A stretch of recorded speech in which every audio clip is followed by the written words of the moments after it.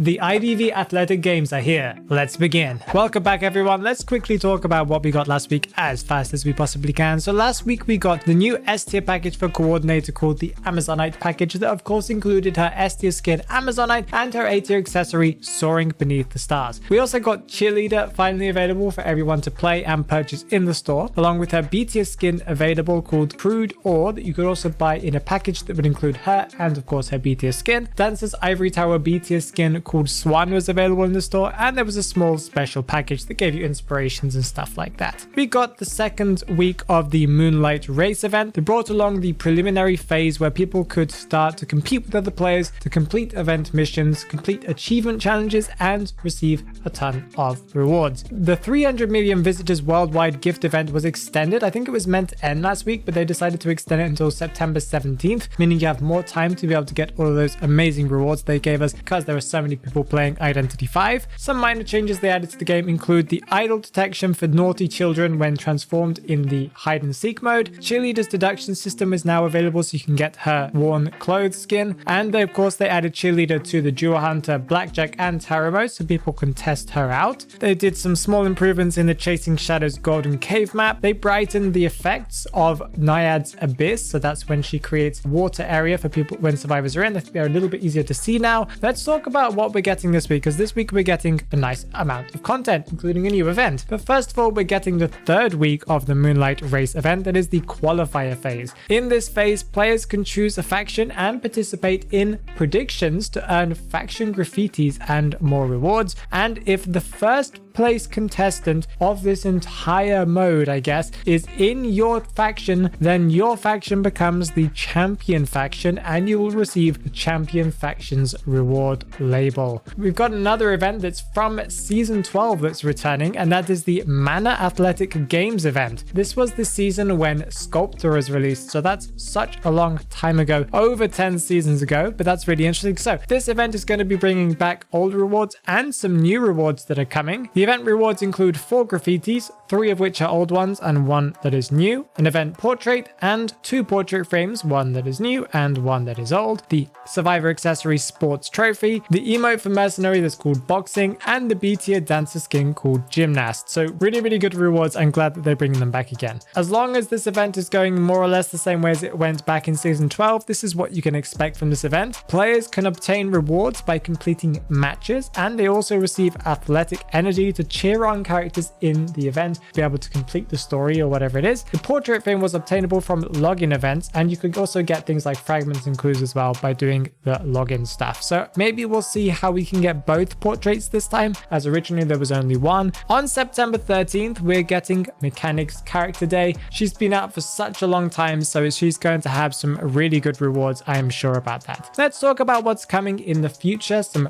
leaks, some rumors, and some stuff that we can expect. Something that they released on Identity 5's Twitter is a better look at the new gardener skin called After the Rain from the Hangzhou themed event. She's not really meant to be a crossover skin, more like a themed skin on the crossover that's coming. I'm a little confused about that. This crossover event is coming on the 21st of September. The skin looks really nice. It's weird to see her smiling, as in the original art she isn't smiling at all. It looked a little bit out of place to me, but that is completely fine. As for another crossover, we got to have a look at a little bit more information about the Sanrio crossover, as there are some rumors going around that we know more or less which kind of characters will be coming as skins to the game. They're going to possibly be 3 character skins for females, and those are probably going to be Hello Kitty, My Melody, and Kuromi. Don't know the last 2, but that's fine. And there's probably going to be 1 male character getting a skin, and that's going to be the skin for Cinema Roll. There are possibly going to be multiple parts to this crossover, of which part 1 will include Cinema Roll and Hello Kitty,